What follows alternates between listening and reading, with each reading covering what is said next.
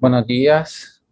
El día de hoy vamos a hablar sobre el pielograma intravenoso, continuando con los temas de fluoroscopía y vamos a conocer un poquito sobre la técnica, las indicaciones, un poco de la anatomía, eh, la preparación del paciente, algunas contraindicaciones y las patologías más frecuentes que vemos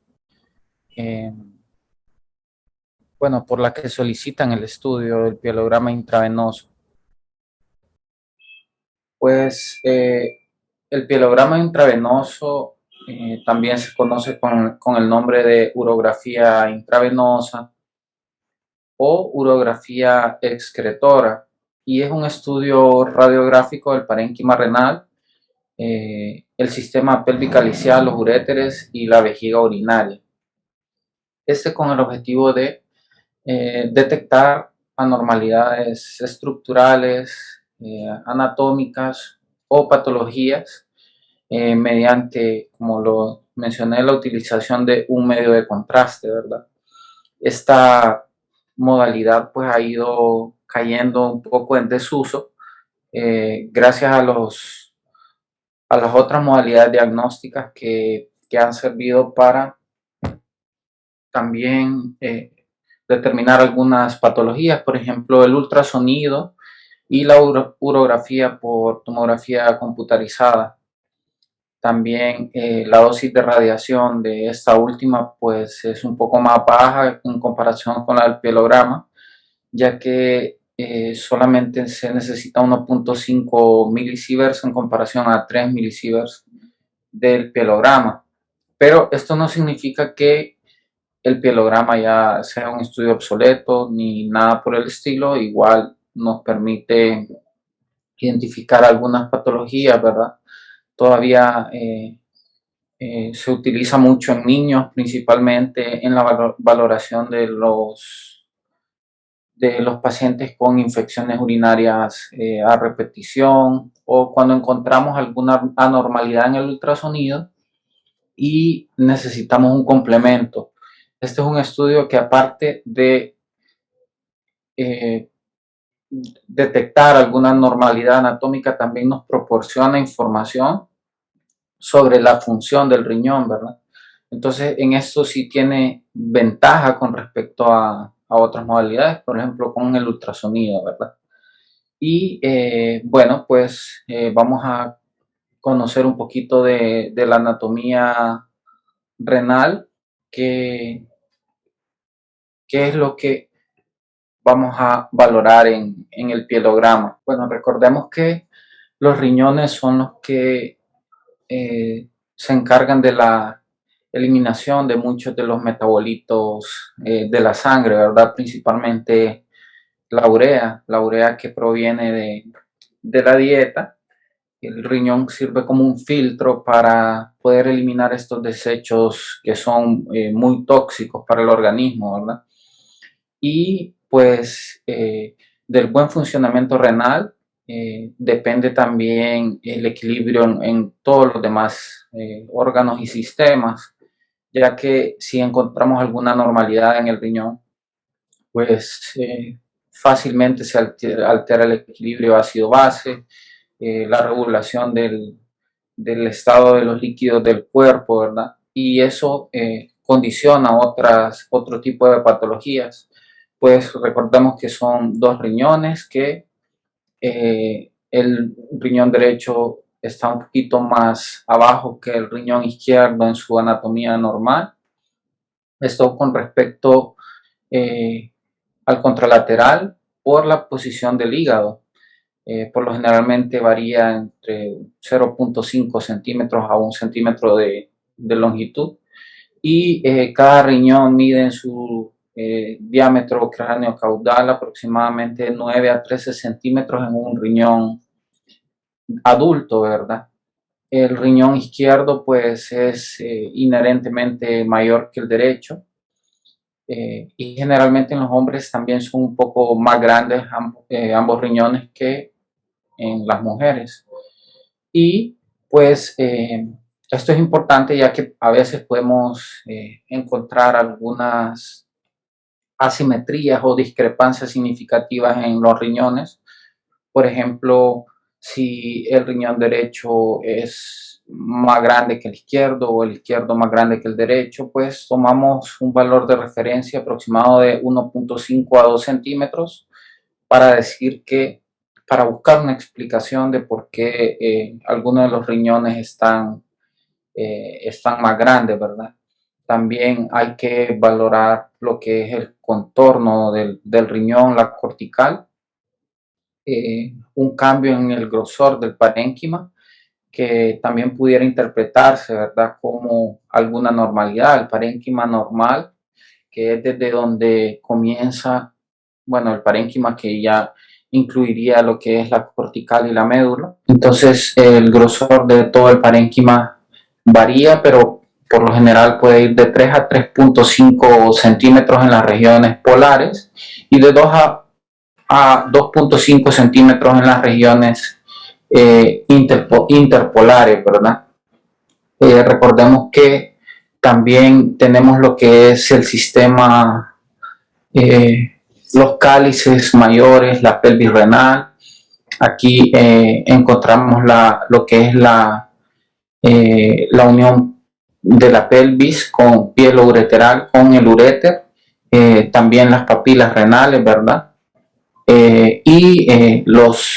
Bueno, prácticamente sería eso. También tenemos algunas estructuras como los vasos, ¿verdad? Que la arteria y la vena renal, pero esos no son muy bien valorados por este método, ¿verdad? Entonces, es importante también que recordemos que no solo vamos a valorar los riñones con el estudio de la pielografía intravenosa, también evaluamos el trayecto ureteral y ambos uréteres y la vejiga urinaria.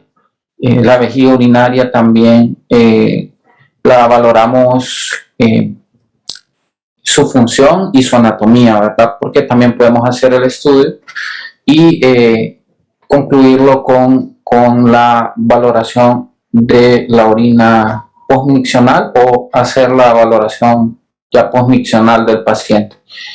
Y también tenemos lo que es la línea interpapilar, que la línea interpapilar nos permite también valorar, por ejemplo, es una línea que va perpendicular a donde terminan las papilas renales, y eso nos permite valorar el grosor del parénquima principalmente para no confundirnos, ¿verdad? Entonces, siempre puede servirnos como una referencia para poder ayudar en la evaluación del grosor del parénquima.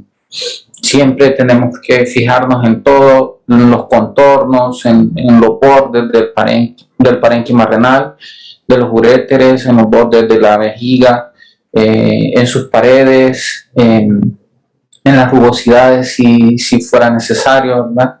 En la distribución del sistema colector, también la posición de los riñones, que por lo general la posición de los riñones debe estar en la línea media a la misma altura de los músculos psoas, y si hay algún desplazamiento de los uréteres, ¿verdad?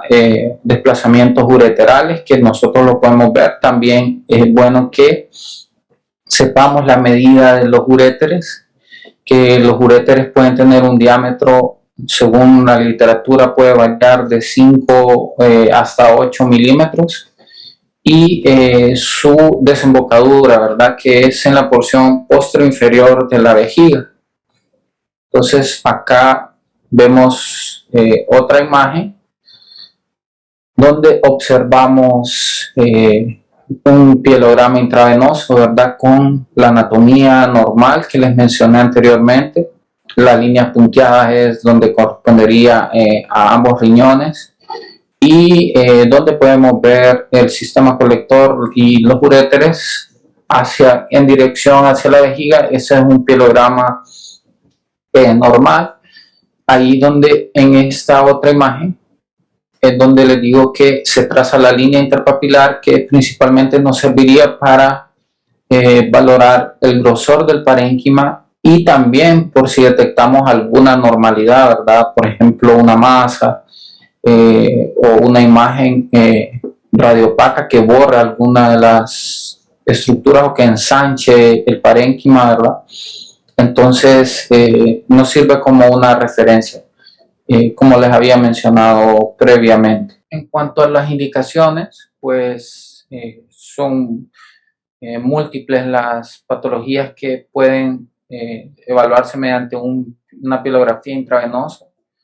Se solicita más en niños y se puede utilizar para la evaluación de los cólicos renoureterales producidos por litiasis renal o urolitiasis.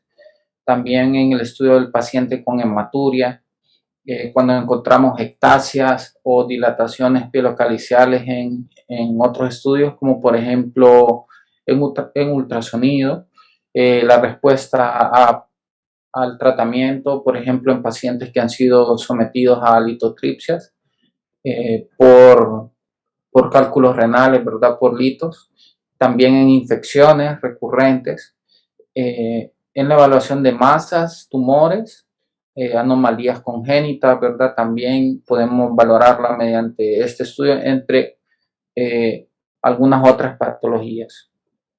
¿Y cómo vamos a realizar el estudio? Pues una vez que el estudio es indicado y nos lo solicitan, pues debemos siempre informarle al paciente, explicar el procedimiento al paciente muy bien, qué es lo que se le va a realizar para que el paciente esté consciente y de acuerdo con el estudio, ¿verdad? Hay que obtener un consentimiento informado, esto es muy importante, ya que vamos a utilizar un medio de contraste.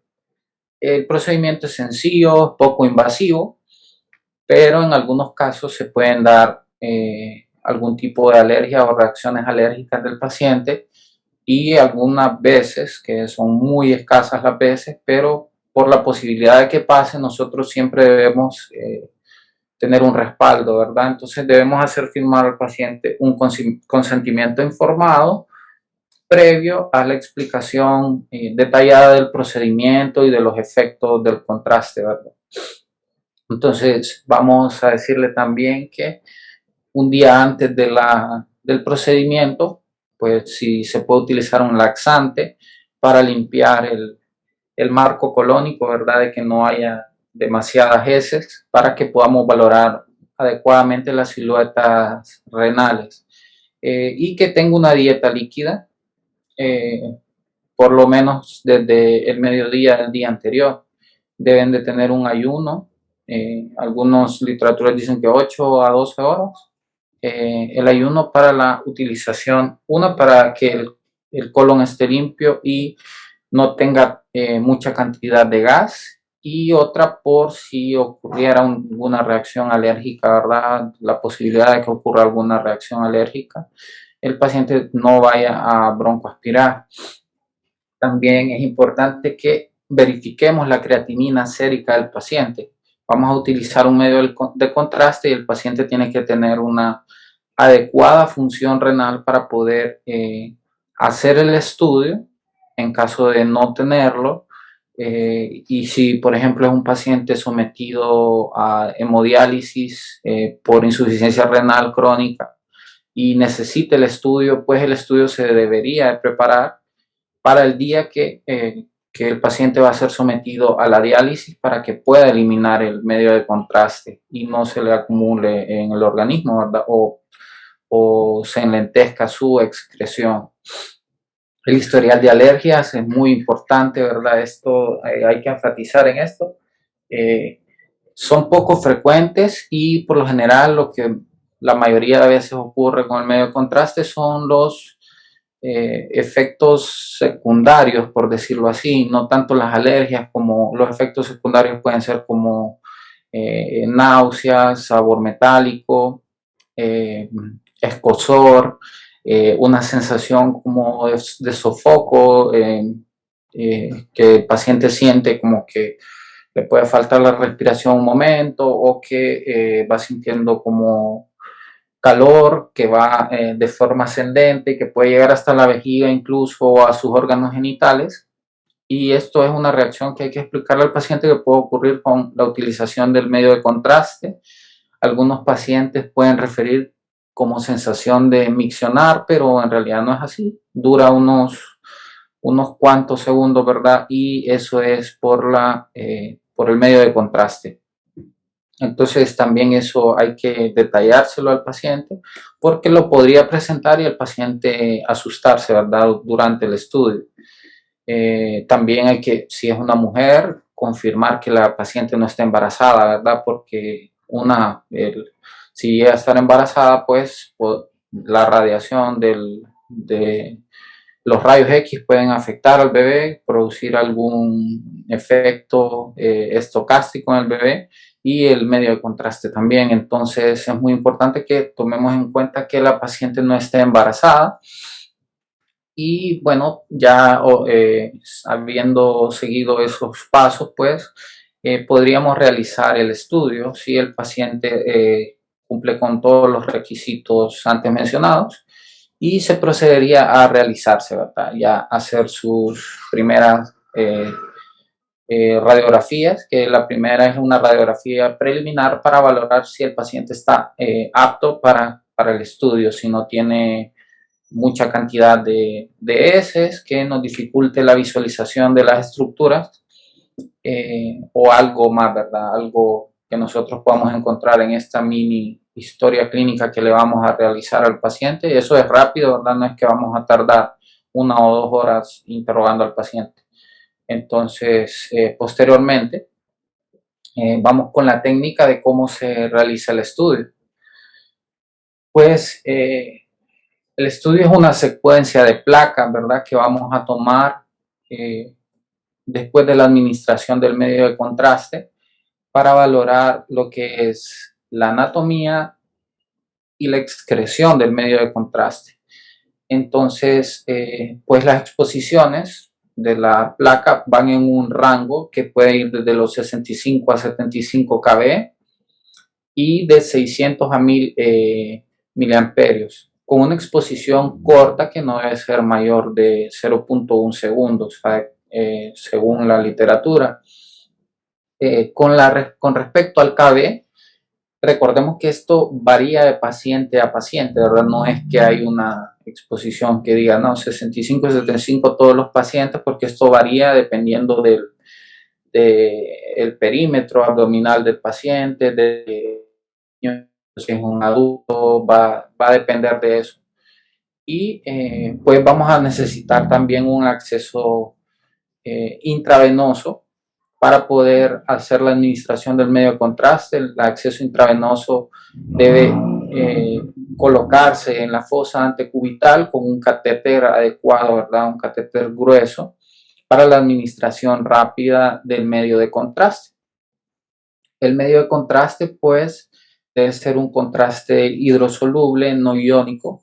El que utilizamos nosotros es el Ultravis y la dosis puede variar desde 1 a 1.5 hasta 2 ml por kilo, ¿verdad? Dependiendo si es un niño o un adulto. Si es un adulto, no se debe sobrepasar los 150 ml de medio de contraste para la realización del estudio.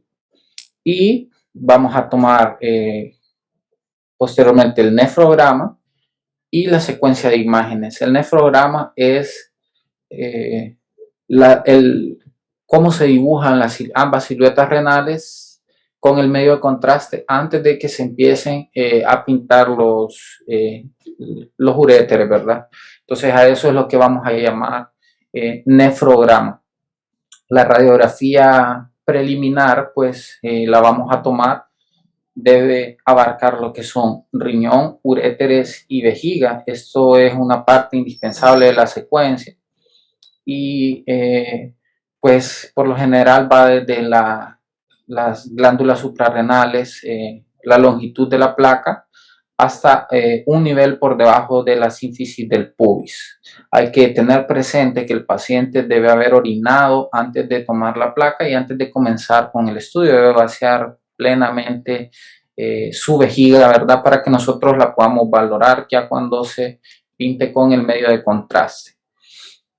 Algo muy importante también es hacer una toma postmiccional ya al momento de previo a concluir el estudio, ¿verdad? Para poder valorar la vejiga postmiccional.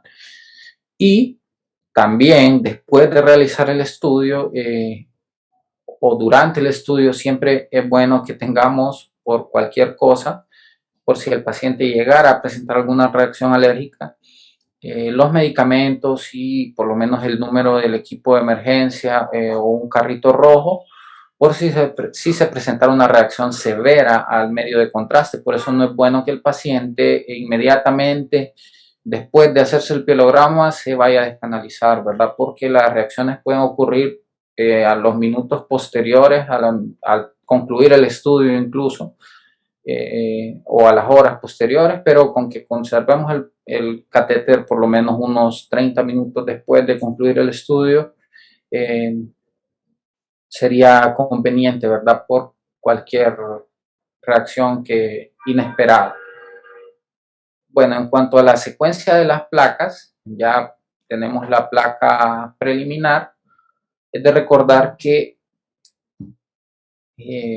hay varios protocolos. Aquí vamos a hacer el protocolo de un paciente adulto, sin patologías así,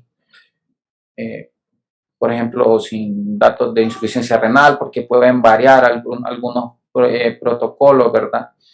Antes se utilizaba, por ejemplo, el protocolo de pielograma intravenoso para valorar la hipertensión arterial. Por ejemplo, si fuera una hipertensión renovascular, también hay protocolos para pacientes con insuficiencia renal, pero actualmente esos se han ido sustituyendo por otras técnicas diagnósticas. Por ejemplo, ya ahora podemos utilizar el Doppler o la angiotomografía para valorar las arterias renales, ¿verdad? No es necesario hacer un pielograma, ya que nos dan mucha más información y son procedimientos que se hacen rápido, y el Doppler pues nos permite hacer una evaluación muy buena de lo que es el sistema renal, el sistema arterial renal, ¿verdad? En caso de que encontráramos un paciente hipertenso y que sospechen que la causa sea renal.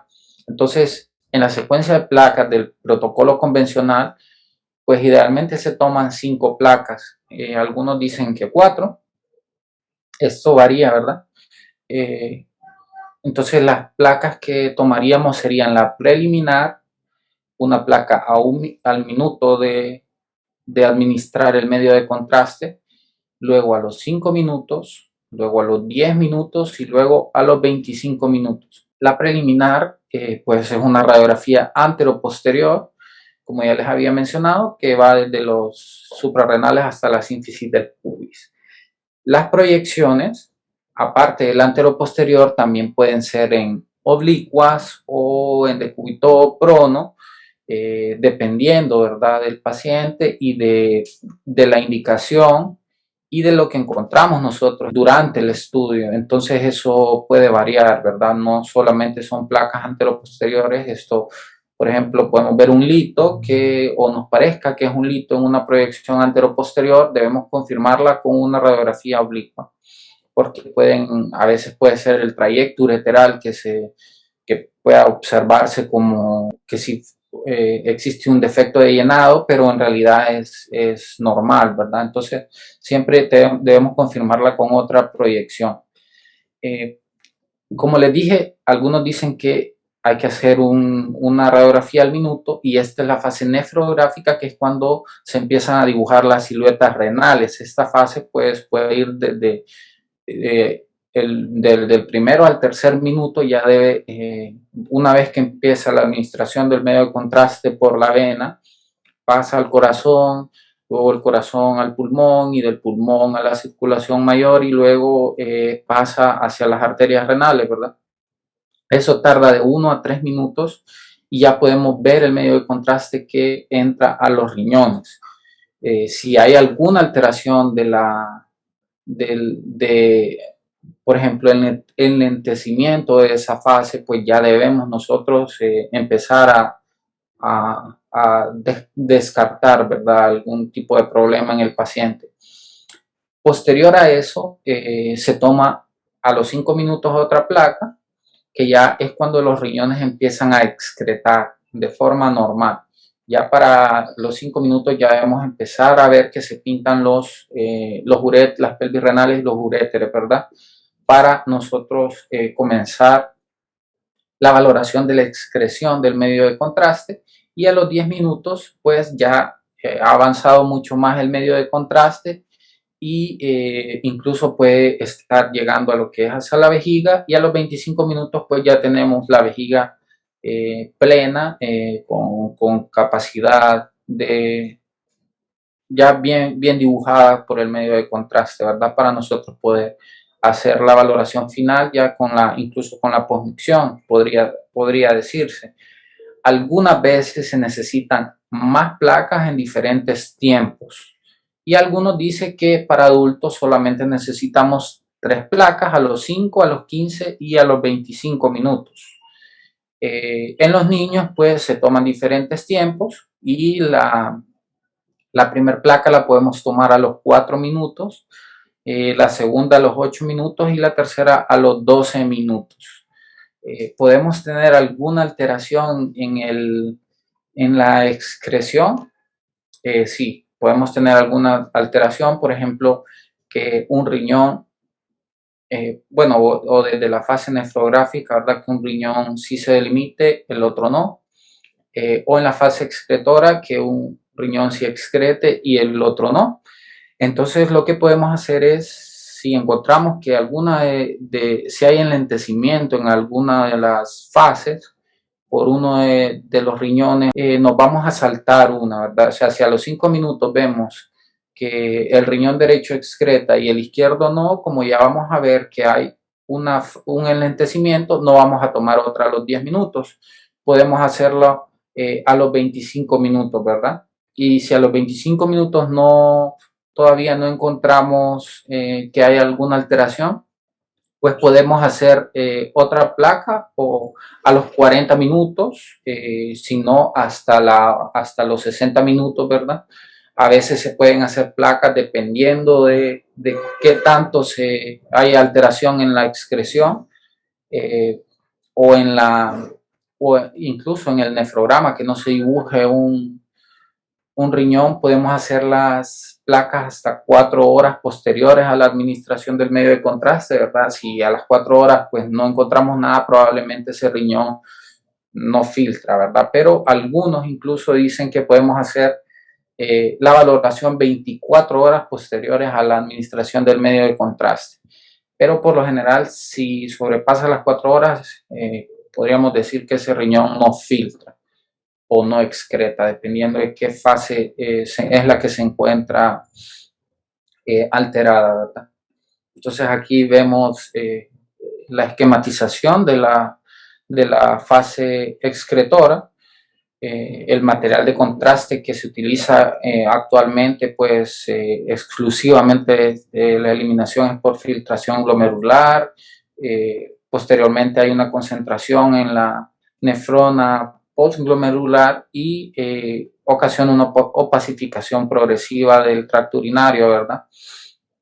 Y bueno, eso ocurre de 1 a 3 minutos después de la inyección en bolo del medio de contraste. Ya lo podemos ver, la fase acá nefrográfica comenzaría a los 1 a 3 minutos y a los 5 minutos la fase excretora. Y pues eso sería con respecto a la técnica. Entonces les voy a mostrar algunos ejemplos de un pielograma intravenoso y de las diferentes patologías que podemos valorar en él. Entonces vamos a ver principalmente lo que es una pielografía intravenosa normal, de un paciente normal. Entonces igual vemos la técnica, ¿verdad? Que es en la preliminar, vemos que no hay demasiado gas, que las placas están por encima de los riñones desde las suprarrenales aproximadamente hasta donde llega la sínfisis del pubis. Es un paciente que se nos va a poder dibujar bien con el medio de contraste, ¿verdad? Porque no tiene una cantidad excesiva de gas.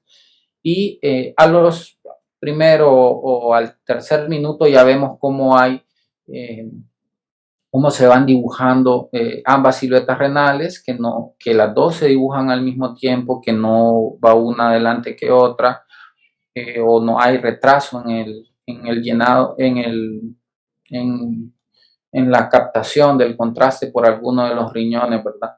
Esa es la fase nefrográfica o el nefrograma, ¿verdad? Que pues dependiendo se puede tomar al primero o al tercer minuto. Ya posteriormente vemos cómo se empiezan a pintar lo que son las pelvis renales y ambos uréteres y se comienza a llenar la vejiga. Y ya en la placa final vemos cómo están adecuadamente delimitados ambos uréteres. Debemos fijarnos en el trayecto, en la situación del uréter, también en cómo entran a la vejiga, ¿verdad? Que no haya dobles sistemas colectores, que no haya alguna tortuosidad o ensanchamiento del diámetro de los uréteres o cualquier anormalidad, ¿verdad? Que podamos encontrar. En algunos pacientes podemos encontrar anormalidades desde la placa preliminar, ¿verdad? Podemos ver, por ejemplo, si hay algún lito. Incluso lo podemos ver en la placa preliminar y ya con el contraste se borra por la administración del contraste, se va a, o sea, se borraría porque ya todo el trayecto estaría pintado, estaría el radio opaco, ¿verdad? Ya no como en la placa preliminar, que ese punto sería el que más nos llamaría la atención. Y bueno, esto sería lo que es una pielografía intravenosa normal. Debemos describir todo en nuestro informe. Si encontramos anormalidades anatómicas, dónde están, el tiempo, en la fase que ocurre, si es unilateral, si es bilateral, si hay algún enlentecimiento, si condiciona, por ejemplo, el desplazamiento de alguna estructura cercana, etcétera, ¿verdad? Entonces eso es lo que debemos tener bien claro en el informe para que nosotros le podamos reportar a los clínicos. Y aquí un ejemplo de una litiasis renal. Ya hay otros estudios, ¿verdad? Como la pielotomografía o la urotomografía que nos ayudan a determinar incluso el ultrasonido si hay litos, ¿verdad? En el riñón o en el trayecto de los uréteres hacia la vejiga. La urografía intravenosa tiene una sensibilidad del 80 y una especificidad del 90% del diagnóstico de litiasis frente a la tomografía que tiene una sensibilidad y especificidad casi de 100%, ¿verdad? Entonces, vemos algunas diferencias. No en todos los lugares hay tomografías y en algunas partes del país, pues, sí hay equipos de rayos X que podemos nosotros resolver con un pielograma intravenoso, ¿verdad? Hay algunos litos que son radiolúcidos en la radiografía y que a veces no se van a poder ver, por ejemplo, los de ácido úrico, de santinas o por algunos medicamentos, ¿verdad? Y a veces podemos encontrar signos indirectos de litiasis, como por ejemplo espasmo del uréter justo por debajo donde está el lito, edema que se produce a nivel del meato en los cálculos vesicureterales y bueno, debemos describir la localización, el tamaño, si producen obstrucción, si condiciona dilatación, estenosis, etcétera, ¿verdad? Bueno, entonces acá podemos ver en una imagen, en la preliminar se observa un lito y ya con la administración del contraste en la fase excretora vemos que no se muestra una dilatación significativa del sistema colector, el uréter se ve opacificado y pues aquí se oculta, ¿verdad? Lo que es el cálculo posterior a la administración del medio de contraste. Por decirlo así, se oscurece el cálculo. Algo interesante es que con el medio de contraste, como es por la viscosidad, por decirlo así, o por las características del medio de contraste, a veces después de la pielografía puede hacer que los cálculos se desprendan un poco más fácil o que bajen hasta la vejiga por su cualidad como aceitosa, ¿verdad? Entonces eso envuelve el cálculo y puede hacer que descienda hacia la vejiga en algunos casos. Si encontramos dilatación de la vía urinaria, pues recordemos que hay varios grados de dilatación, hasta 4 grados de dilatación, ¿verdad? Grado 1, si encontramos dilatación pélvica con grupos caliciales de tamaño y morfología normal. Grado 2, si encontramos dilatación pielocalicial, pero aún se conserva la morfología de los cálices. Grado 3, si encontramos dilatación pielocalicial y ya encontramos los cálices deformados, o una dilatación grado 4, que es la dilatación grado 3 más atrofia cortical. Y podemos encontrar algunas complicaciones también como urinomas. Ya cuando se rompe un fornix se puede acumular orina, ¿verdad? Bueno, podemos tener acumulación de orina, y si hay una dilatación muy grande, puede causar de forma secundaria una necrosis papilar, ¿verdad? Que ya eso ya es ya irreversible. Aquí un ejemplo de dilatación del sistema colector en una pielografía intravenosa. Esta es una imagen tomada a los 15 minutos y se muestra una columna de material de contraste en reposo desde la unión urétero-pélvica hasta la unión urétero-vesical de la derecha. Se asocia también con leve dilatación del sistema colector ipsilateral, y se impacta con un cálculo en la unión urétero-vesical. Acá lo podemos observar, y observamos también ahí donde vemos la flecha que hay, bueno, ahí eso es lo que correspondería a edema, que normalmente tiene aproximadamente unos 3 milímetros de grosor, ¿verdad? Y posterior al lugar donde se encuentra la obstrucción.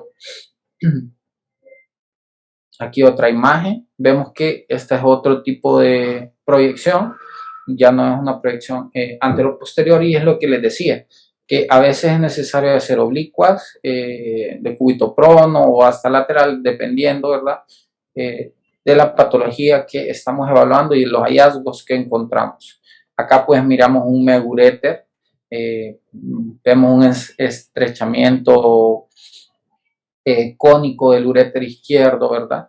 En la unión urétero-vesical, donde observamos que está colocada la flecha, y hay una dilatación del tercio distal del uréter con cambios de mínimos, por decirlo así, del tracto urinario superior. Estos hallazgos pues suelen observarse en los que son megauréteres, ¿verdad? Y deben siempre a veces complementarse con otros estudios, con urotomografía o con cistoscopía, dependiendo, ¿verdad?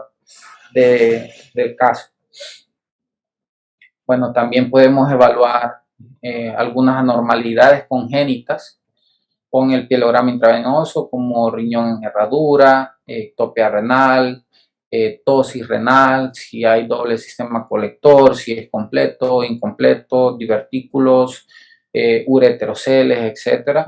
Por ejemplo, los riñones en herradura es cuando hay una fusión de ambos riñones y forman, así como su nombre lo dice, parece una herradura, que puede ser la fusión por sus polos superiores o inferiores. Por lo general, el 95% de las veces ocurre en los polos inferiores, ¿verdad? La ectopia renal, pues, es una localización anormal del riñón. Puede estar en el mismo lado del cuerpo y sería una ectopia renal ipsilateral, o si está al otro lado del cuerpo, el riñón, de donde debería estar su sistema colector, está al otro lado, Entonces ahí lo conocemos como ectopia renal contralateral o ectopia renal cruzada, ¿verdad? Siempre si el meato ureteral está, cruza la línea media. La tosis renal, pues si encontramos el riñón anormalmente posicionado, descendido hasta la pelvis cuando el paciente está incorporado, ¿verdad? El doble sistema colector, pues podemos tener duplicidades de la pelvis renal y del uréter de forma completa, si es con dos meatos urinarios, o incompleta, cuando ambos uréteres se unen en la desembocadura de la vejiga. También podemos tener los divertículos, que son como evaginaciones del sistema colector, ¿verdad? Que está revestida por el urotelio polimórfico o el epitelio polimorfo, perdón, o de transición, y se pueden encontrar a diferentes niveles, calicial, ureteral o vesical. Y en el caso de los divertículos debemos diferenciarlo de a veces de ectasias, ¿verdad? Calictasias, y también tenemos el ureterocele, que es una dilatación quística del uréter distal, y esta dilatación pues está en localización intravesical. Vamos a ver algunos ejemplos. Este es un riñón en herradura. Vemos acá cómo se dibujan ambos riñones y que están unidos por un istmo compuesto por tejido fibroso, ¿verdad? Esto es importante en estos pacientes, ¿verdad? Un trauma abdominal podría lesionar o fracturar estos riñones, ya que este istmo se encuentra en la línea media, ¿verdad? Y olvidé mencionarlo que en algunas ocasiones antes de la fase excretora se utiliza una técnica de compresión al momento de realizar el pielograma intravenoso. Se puede hacer con una banda para aumentar la concentración del medio de contraste hacia el sistema colector. Entonces es muy importante que nosotros conozcamos los antecedentes si vamos a utilizar la compresión abdominal, porque si el paciente tiene un riñón en herradura o tiene, por ejemplo, un aneurisma abdominal, eso podríamos complicar al paciente o ocasionarle bastante dolor, ¿verdad? O la rotura, si en el caso de un aneurisma. Entonces es importante que lo recordemos. Aquí pues vemos en el riñón en herradura también pueden haber anomalías posicionales y rotacionales, y pues también pueden haber algunas complicaciones, ¿verdad? En estos pacientes, drenajes anómalos del sistema colector, y esto pues predisponer a los pacientes a algún tipo de infección. Aquí tenemos un caso de una ectopia renal. Vemos acá el riñón en la pelvis prácticamente. Vemos el sistema colector cómo se empieza a pintar desde acá, y la línea punteada es donde correspondería la silueta renal, y acá es muy parecido a el caso de los pacientes que tienen un trasplante renal, ¿verdad? Que vemos en este caso que el riñón se encuentra pélvico. La siguiente imagen, vemos una tosis renal, vemos cómo hay un descenso del riñón derecho con respecto a su contralateral. Como les mencioné antes, el derecho está un poco más bajo que el izquierdo, pero por lo general no sobrepasa de 0.5 a 1 centímetro, ¿verdad? Y aquí lo vemos que está mucho más descendido. Siempre tenemos que tomar las medidas con goniómetros o con una regla, por lo menos para corroborar eso, ¿verdad? A siempre hacer una comparación de la simetría de cada uno de del riñón uréter contralateral. Acá un ureterocele, vemos cómo hay un defecto de llenado dentro de la vejiga, ¿verdad? Adyacente a la unión vesicureteral izquierda. Estos defectos pues también podemos corroborarlos por una placa oblicua, ¿verdad? Cuando no estamos suficientemente seguros con una sola proyección, y siempre es bueno incluso comprobarlo con una placa oblicua, ¿verdad? Independientemente si estamos seguros o no, mejor comprobarlo con una placa oblicua. En este caso es un ureterocele, como lo mencioné antes, de una de las malformaciones congénitas. También podemos ver procesos infecciosos, como en el caso de esta pielonefritis enfisematosa, un paciente remitido para urografía por dolor en flanco izquierdo. Por lo general, las causas de dolor en los flancos pueden ser multifactoriales, ¿verdad? No solamente cálculos.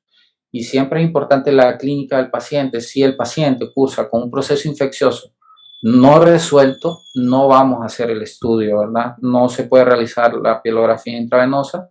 Podemos complicar al paciente más bien con la administración del contraste. Y bueno, si en la placa preliminar observamos esto, que así como se ve acá, que ve gas estriado dentro del parénquima renal, como gas perirrenal, ¿verdad? Que se extiende así, que parece que está por todo el peritoneo que rodea las suprarrenales, pues eso es una pielonefritis enfisematosa, no requiere más intervenciones y a veces no requiere más imágenes, ¿verdad? Pero se complementan con tomografía y no se le puede realizar un estudio, el pielograma intravenoso, ¿verdad? Porque le vamos a bien a causar un daño al paciente. Vemos otro caso. Este es un caso de enfermedad renal poliquística. Aquí vemos los riñones claramente asimétricos, ¿verdad? Agrandados. Esto es por la enfermedad poliquística autosómica dominante. Recordemos que estos pacientes hacen múltiples quistes, incontables quistes, y van sufriendo adelgazamiento de la corteza, ¿verdad? Hasta que se pierde la mayor parte del parénquima. Estos defectos parenquimatosos se describen como en queso suizo y los podemos observar desde la fase nefrográfica, como vemos acá. Bueno, aquí ya se empiezan a pintar las pelvis, pero desde la fase nefrográfica podemos ver esos defectos de llenado, así como áreas más radiolucentes, como en queso suizo, ¿verdad? Y eso es característico de la enfermedad renal poliquística. Acá otro ejemplo, donde vemos un quiste simple. Aquí vemos que hay un defecto nefrográfico en la porción media del riñón izquierdo. Hay un aumento del grosor del parénquima. Lo que le mencionaba de la línea interpapilar, eso nos serviría acá para ver el desplazamiento. Y la distorsión del sistema colector, ¿verdad? Subyacente. Vemos que hay una diferencia marcada con respecto al contralateral. Y lo más probable es que sea un quiste simple que se puede comprobar mediante la realización de un ultrasonido abdominal. Los quistes simples pues a veces muestran un tejido parenquimatoso normal o un pico cortical en los márgenes de las masas y eso no hace que el riñón realce con el medio de contraste, ¿verdad? Entonces eso también nos delimita adecuadamente los bordes de la lesión. Y ahí vemos que son bien redonditos, eso es característico de un quiste simple. También se pueden detectar tumores mediante el pielograma intravenoso, pero tenemos estudios que nos dan mucha más información, ¿verdad? Como la tomografía, la urotomografía o la tomografía abdominal, pero en algunos lados, pues que no hay esos estudios, pues a veces con un pielograma podemos por lo menos detectarlo y referir al paciente para enviarlo a un estudio más sofisticado, ¿verdad? Para hacer su diagnóstico adecuado. Igual acá vemos los contornos, siempre hay que fijarnos en los contornos. Aquí vemos que hay dos interfaces, ¿verdad? Que vemos la interfase del riñón y la interfase de lo que aparenta ser una masa más radioopaca que engrosa el parénquima y que vemos que desde la fase nefrográfica hace esa doble, por decirlo así, doble esa interfaz. Entonces, desde ahí ya nosotros podemos pensar, ¿verdad? Y si más si el paciente es un paciente que nos envían para estudio por hematuria. Entonces, un paciente de 60 años de edad, que ha fumado, que lo envían por hematuria, que pueda que tenga antecedentes de prostatismo, ¿verdad? Pero si vemos eso en un pielograma intravenoso, eso es muy sospechoso de que pueda ser un tumor. Nosotros no podemos decir mediante el pielograma de que es un tumor de células renales, por decirlo así, un carcinoma de células renales, pero sí es una masa sospechosa y podemos describir los bordes, el tamaño, ¿verdad? Dónde está localizada, si desplaza alguna estructura, si incluso hace invasión extracapsular, ¿verdad? Todo eso sí lo podemos mencionar mediante el pielograma intravenoso.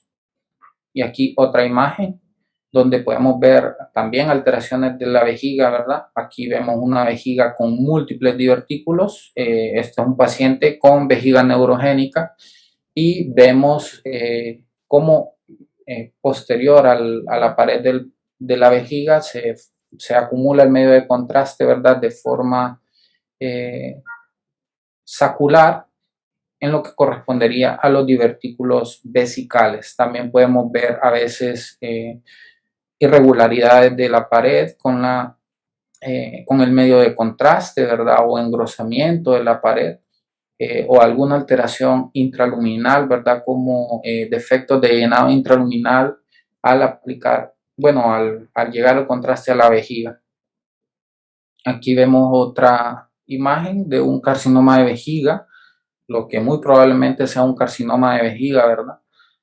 Con un defecto de llenado claro en la pared de la vejiga, en la pared. Vemos esas márgenes irregulares con esas rugosidades, ¿verdad? Y que parece que tiene una configuración como papilar. Entonces eso es de muy alta sospecha de que sea un carcinoma de vejiga y debe corroborarse con una cistoscopía, ¿verdad? Entonces, nosotros al detectar eso, pues ya podemos referir al paciente para otro estudio y hacerle su diagnóstico completo y para beneficio del paciente. Bueno, esos serían los ejemplos que traía y les puse este cuadrito resumen para los pasos que hay que tener para la realización de la pielografía intravenosa y de las placas que hay que tomar, las secuencias, cuándo y concluirla con el vaciamiento de la vejiga, ¿verdad? La utilización del medio de contraste y todo lo demás. Pues esa es la clase que traía para el día de hoy. Si tienen algún comentario o alguna duda. ¿Tienen dudas o preguntas? Buen día, doctor. Bueno, para mi parecer personal, ha sido una clase bastante completa. Abordó todos los temas y hasta un poco más. Es cierto que es un estudio que actualmente no está siendo tomado tan en cuenta por el desplazamiento de otras modalidades, pero siempre es importante conocerlo debido a que en nuestro país no en todos los lugares se cuenta con métodos diagnósticos más avanzados.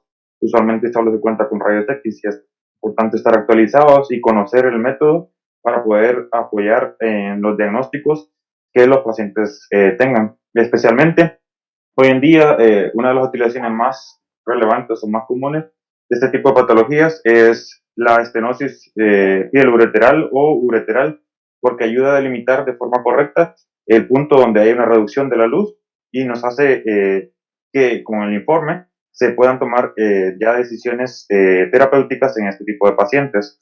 Y demás, pues felicidades, Orlando. Gracias.